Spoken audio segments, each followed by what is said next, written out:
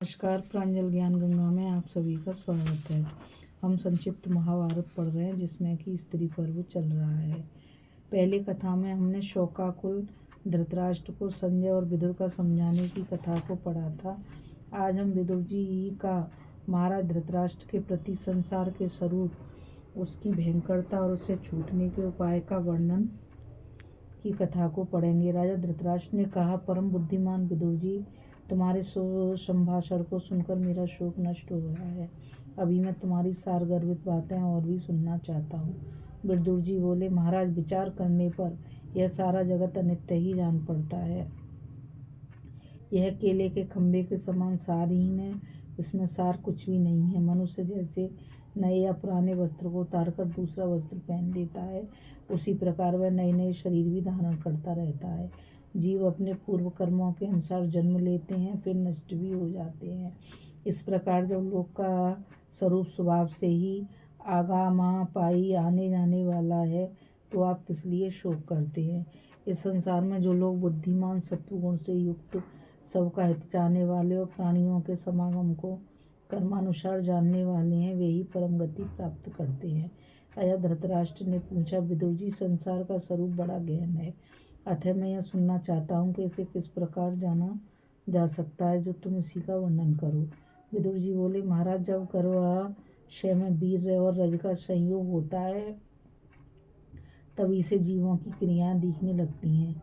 आरंभ में जीव कलिल वीर्य और रज के संयोग में रहता है, फिर कुछ दिन बाद 5वां महीना बीतने पर वह चैतन्य रूप से प्रकट होकर पिंड में निवास करने लगता है। इसके बाद वह गर्भस्थ पिंड सर्वांग पूर्ण हो जाता है। इस समय उसे मांस और उदर से भरे हुए अत्यंत अपवित्र गर्भाशय में रहना पड़ता है। फिर वायु के वेग से उसके पैर ऊपर की ओर हो जाते हैं और सिर नीचे की ओर। इस स्थिति में योनि द्वार के समीप आ जाने से उसे बड़े दुख सहने पड़ते हैं। फिर वह योनि मार्ग से पीड़ित होकर उससे बाहर आ जाता है और संसार में आकर अन्य प्रकार के उपद्रवों का सामना करता है। अब यह जैसे जैसे बढ़ने लगता है, वैसे वैसे से नई नई व्याधियाँ भी घेरने लगती हैं। इस प्रकार अपने कर्मों से पीड़ित होकर यह जीवन व्यतीत करता रहता है। जिनमें आसक्ति होने से ही रस की प्रतीति होती है, वे विषय से धीरे धीरे घेरे रहते हैं तथा उनके कारण यह इंद्रिय रूप पाशों में बंधा रहता है। ऐसी स्थिति में इसे तरह तरह के व्यसन घेर लेते हैं। उनसे बंध जाने पर इसे तृप्ति ही नहीं होती। उस समय भले बुरे कर्म करने पर इसे उनका कुछ ज्ञान नहीं होता। केवल ध्याननिष्ठ पुरुष ही अपने चित्त को कुमार्ग में फंसने से बचा सकते हैं। साधारण जीव तो यमलोक के द्वार पर पहुंचकर भी उसे नहीं पहचान पाते। इतने में ही काल उसे मृत्यु के मुख में डाल देता है और यमदूत शरीर से बाहर खींच लेते हैं। इसे बोलने की शक्ति नहीं रहती। उस समय इसका जो कुछ पाप या पुण्य किया होता है वह सामने आता है, किंतु देह बंधन में बंध जाने पर यह फिर अपने उद्धार का प्रयत्न नहीं करता।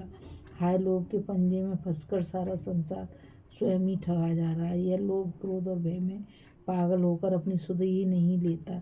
यदि यह कुलीन होता है तो अकुलीनों को है दृष्टि से देखता हुआ अपनी उस कुलीनता में ही व्यस्त रहता है और धनी होने पर धन के घमंड में भरकर निर्धनों की निंदा करता है। यह दूसरों को मूर्ख बताता है, किंतु अपनी ओर कभी नहीं देखता। इसी तरह दूसरों के दोषों की तो निंदा करता रहता है, किंतु अपने को काबू में रखने का कभी विचार भी नहीं करता।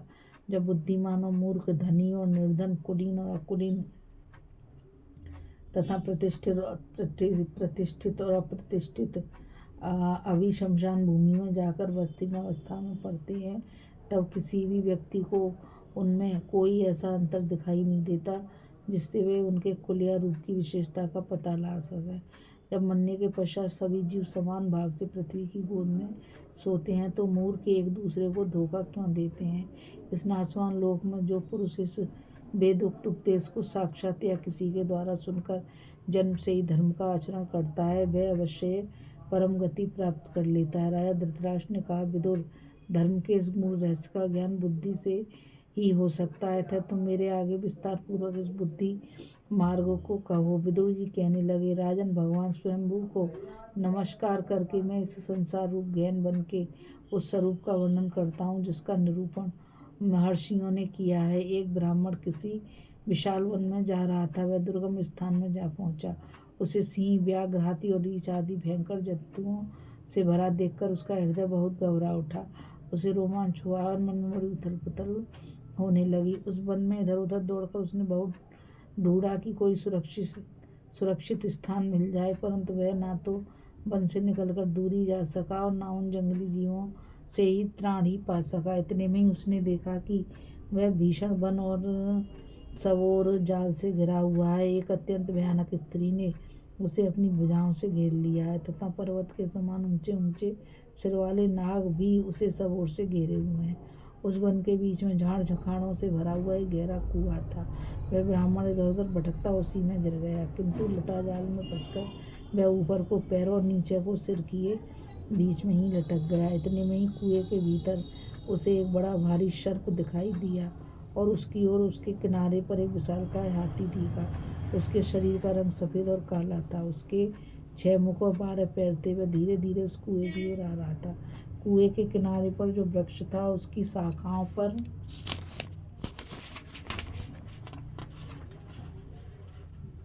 तरह तरह की मधुमक्खियों ने छत्ता बना रखा था। उसमें मधु की कई धाराएं गिर रही थी।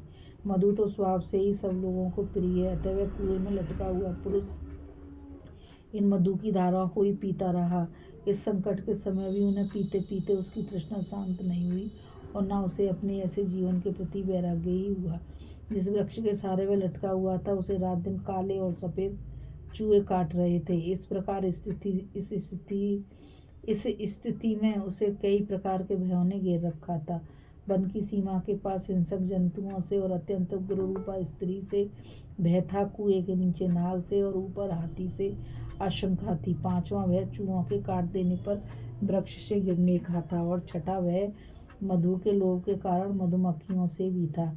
इस प्रकार संसार सागर में पड़कर भी वह वहीं डटा हुआ था तथा जीवन की आशा बनी रहने से उससे वैराग्य भी नहीं होता था। महाराज, मोक्ष तत्व के विद्वानों ने यह एक दृष्टांत कहा है। इसे समझकर धर्म का आचरण करने से मनुष्य परलोक में सुख पा सकता है। यह तो विशाल वन कहा गया है, वह यह विस्तृत संसार ही है। इसमें जो दुर्गम जंगल बताए वह संसार की ही गहनता है।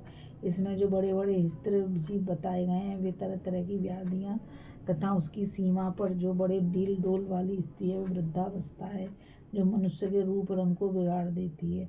उस वन में जो कुआं है वह मनुष्य देह है। इसमें नीचे की ओर जो नाग बैठा हुआ है वह स्वयं काल ही है। वह समस्त देहदानियों को नष्ट कर देने वाला और उनके स्वरूप को हड़प जाने वाला है। कुएं के भीतर जो लता है जिसके तंतुओं में वह मनुष्य लटका हुआ है वह इसके जीवन की आशा है तथा ऊपर की ओर जो 6 मुँह वाला हाथी है वह संवत्सर है।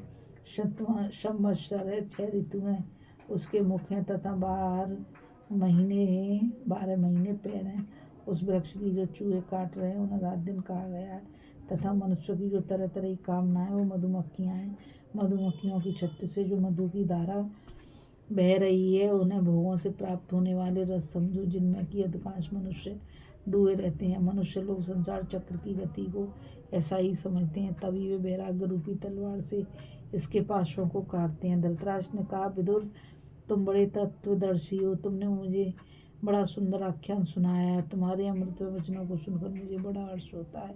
विदुर जी बोले, महाराज सुनिए, अब मैं विस्तार पूर्वक आपको उस मार्ग का विवरण सुनाता हूँ जिसे सुनकर बुद्धिमान लोग संसार के दुखों से छूट जाते हैं। राजन, जिस प्रकार किसी लंबे रास्ते पर चलने वाला पुरुष थक जाने पर बीच बीच में विश्राम कर लेता है, उसी प्रकार अज्ञानी लोगों को इस संसार यात्रा में चलते हुए बीच बीच में गर्भ में रहकर विश्राम करना होता है।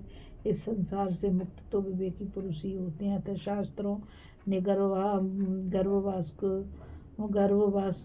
को मार्ग का रूपक दिया है और गहन संसार को वन बताया है। यही मनुष्यों तथा चराचर प्राणियों का संसार चक्र है। विवेकी पुरुषों को इसमें आसक्त नहीं होना चाहिए। मनुष्यों की जो प्रत्यक्ष और परोक्ष शारीरिक तथा मानसिक व्याधियाँ हैं उन्हीं को बुद्धिमानों ने हिंस्त्र जीव बताया है। मंदमती पुरुष इन व्याधियों से तरह तरह के क्लेश और आपत्तियां उठाने पर भी संसार से विरक्त नहीं होते। यदि किसी प्रकार मनुष्य इन व्याधियों के पंजे से निकल भी जाए तो अंत में से वृद्धावस्था तो घेरी लेती है। इसी से यह तरह तरह के शब्द, स्पर्श, रूप, रस, गंध और गंधों से घिरकर मंजा और मांस रूप कीचड़ से भरे हुए आश्रयहीन देह रूप गड्ढे में पड़ा रहता है। वर्ष, मास, पक्ष और दिन रात की संधियां ये क्रमशः इसके रूप और आयु का नाश किया करते हैं। ये सब काल के ही प्रतिनिधि हैं। इस बात को मूल पुरुष नहीं समझ पाते, किंतु विद्वानों का कथन है कि प्राणियों का शरीर रथ के समान है। सत्व गुण प्रधान बुद्धि सारथी है, इंद्रियां घोड़े और मन लगाम है। जो पुरुष स्वेच्छा पूर्वक दौड़ते हुए उन घोड़ों के पीछे लगा रहता है वह तो इस संसार चक्र में पहिए के समान घूमता रहता है, किंतु जो बुद्धि पूर्वक उन्हें अपने काबू में कर लेता है उसे संसार में नहीं आना पड़ता। अतः बुद्धिमान पुरुष को संसार की निवृत्ति का ही प्रयत्न करना चाहिए, इस ओर से लापरवाही नहीं करनी चाहिए। जो पुरुष इंद्रियों को वश में रखता है, क्रोध और लोभ से छूटा हुआ है तथा संतुष्ट और सत्यवादी है, वह शांति प्राप्त करता है। मनुष्य को चाहिए कि अपने मन को काबू में करके ब्रह्म ज्ञान रूप महाऔषधि प्राप्त करे और उसके द्वारा इस संसार स्वरूप महारोग को नष्ट कर दे। इस दुख से संयमी चित्त के द्वारा जैसा छुटकारा मिल सकता है वैसा पराक्रम, धन या मित्र या हितु किसी की भी सहायता से नहीं मिल सकता। इसलिए मनुष्य को दयाभाव में स्थिर रहकर शील प्राप्त करना चाहिए। दम, त्याग और अप्रमाद ये तीन परमात्मा के धाम में ले जाने वाले घोड़े हैं। जो पुरुष शील रूप लगाम को पकड़कर इन गुणों से जुते हुए मन रूप रथ पर सवार रहता है वह मृत्यु के भय से छूटकर ब्रह्मलोक में जाता है। जो व्यक्ति समस्त प्राणियों को अवैधान करता है भगवान विष्णु के निर्विकार परम पद को प्राप्त होता है। अवैधान से पुरुष को जो फल प्राप्त होता है वह हजारों यज्ञ और नित्य प्रति उपवास करने से भी नहीं मिल सकता। यह बात निर्विवाद है कि प्राणियों को अपने आत्मा से अधिक प्रिय कोई नहीं है, क्योंकि मरण किसी को भी इष्ट नहीं है। इसलिए बुद्धिमान पुरुष को सभी जीवों पर दया करनी चाहिए। जो बुद्धिमान पुरुष तरह तरह के मायाओं में फंसे हुए हैं, जिन्हें बुद्धि के जाल में ने बांध रखा है, वे भिन्न भिन्न योनियों में भटकते रहते हैं। सूक्ष्म दृष्टि महापुरुष तो सनातन ब्रह्म को ही प्राप्त होता है। इस कथा में बस इतना ही। अभी हम कथा में संक्षिप्त महाभारत के स्त्री पर्व में विदुर जी का महाराज धृतराष्ट्र के प्रति संसार के स्वरूप, उसकी भयंकरता और उसे छूटने के उपाय की कथा को पढ़ रहे थे। अब हम आगे कथा में शोकमग्न राजा धृतराष्ट्र को महर्षि व्यास का समझाने की कथा को पढ़ेंगे। इस कथा में बस इतना ही। मुझे गीता रावत को आज्ञा दीजिए। कल फिर मिलेंगे एक नई कथा के साथ। और मैं आप सभी से यही कहना चाहूँगी, इस चैनल को ज़्यादा से ज़्यादा लाइक, शेयर और सब्सक्राइब कीजिए ताकि अमूल्य ज्ञान अधिक से अधिक लोगों तक पहुँच सके। राधे राधे, जय श्री कृष्णा, नमस्कार।